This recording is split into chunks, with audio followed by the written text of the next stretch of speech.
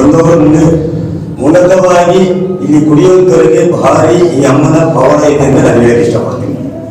ಮತ್ತೆ ಮೈಕೈ ನೋವು, ಕಾಲು ನೋವು, ಕೆಟ್ಟದ್ದು, ಇಡೀ ವಿಚಾರಗಳು ಎಲ್ಲದಕ್ಕೂ ಈ ಸನ್ನಿಧಾನದಲ್ಲಿ ಬಂದವರು ದುಡ್ಡು ಕಾಸಿಲ್ಲದೆ ಪರಿಹಾರ ಆಗುವಂಥ ದೇವಸ್ಥಾನ ಅಂದರೆ ನಮ್ಮ ಕರ್ನಾಟಕದಲ್ಲಿ ಇದೊಂದೇ ದೇವಸ್ಥಾನ.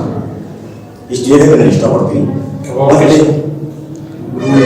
ಗುರುಗಳ ಬಗ್ಗೆ ಹೇಳಬೇಕಾದ್ರೆ ಒಂಥರ ಮುಗ್ಧ ಮನಸ್ಸು, ಯಾರಿಗೂ ಹೋಗಲ್ಲ ಬರಲ್ಲ ಅಂತ ಹೇಳೋದಿಲ್ಲ. ಮತ್ತೆ ಎಲ್ಲರೂ ಎಷ್ಟೇ ಗಂಟೆಗೆ 12 ಗಂಟೆ ರಾತ್ರಿಯಲ್ಲಿ ಬಂದ್ರೂ ಊಟ ಉಪಚಾರ ಇಲ್ಲದನ್ನು ಅನ್ನದಾನ ಅಂತೂ ಇದ್ದೇ ಇರುತ್ತೆ.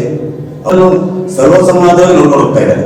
ಚಿಕ್ಕವರು ಬರಲಿ, ದೊಡ್ಡವರು ಬರಲಿ, ಮಿನಿಸ್ಟರ್ ಬರಲಿ, ಯಾರೇ ಬರಲಿ, ಮುಕ್ತ ಮನಸ್ಸಿನಿಂದ ಅವರ ಕಷ್ಟ ಸುಖಗಳನ್ನು ಪರಿಹಾರ ಮಾಡುತ್ತದೆ ನಮ್ಮ ಗುರುಗಳು. ಅದೊಂದು ಹೆಚ್ಚಿಗೆ ಕೊಡಬೇಕಾದಂಥ ವಿಷಯ. ನಾವು ಇವತ್ತು ದಿವಸ ಯಾರೇ ಬಂದಿರಲಿ, ಸುಮಾರು 4 ಗಂಟೆಗೆ ಮಹಾರಾಷ್ಟ್ರದಿಂದ ಬಂದಿದ್ದಾರೆ, ಬೀದರಿಂದ ಬಂದಿದ್ದಾರೆ, ಗುಲ್ಬರ್ಗದಿಂದ ಬಂದಿದ್ದಾರೆ. ಸುಮಾರು ಜನ ನಮ್ಮ ಹತ್ರ ಬಂದು ಕೇಳ್ಕೊಳ್ತಾರೆ ಅಷ್ಟೇ, ಅಣ್ಣ ಹೇಗೆ ನೀವು ಎಷ್ಟು ದಿವಸದಿಂದ ಬರ್ತಾ ಇದ್ದೀರಿ, ಎಷ್ಟು ತಿಂಗಳಿಂದ ಬರ್ತಾ ಇದೆ? ಇಲ್ಲಮ್ಮ ನಮಗೆಲ್ಲ ಒಳ್ಳೆಯದಾಗಿದೆ, ನೀವು ತೋರಿಸ್ಕೊಡಿ.